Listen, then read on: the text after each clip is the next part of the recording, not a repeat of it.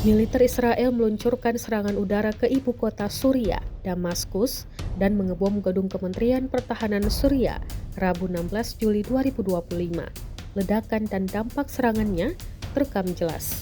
Serangan udara Israel ke Damaskus dilaporkan menewaskan 3 orang dan menimbulkan 34 korban luka. Kantor berita Suriah, Sana, melaporkan setidaknya 2 pejabat kementerian terluka akibat serangan Israel dan staf berlindung di Rubana. Israel dilaporkan mengebom gedung Kementerian Pertahanan Suriah setidaknya 3 kali dan merusak gerbang serta lantai 4 bangunan. Kementerian Pertahanan Suriah terletak di dekat Istana Kepresidenan Suriah, tempat tinggal resmi Presiden Ahmad Al-Zara. Serangan ini menjadi serangan ketiga Israel ke Suriah di tengah konflik etnis yang terjadi di selatan negara itu.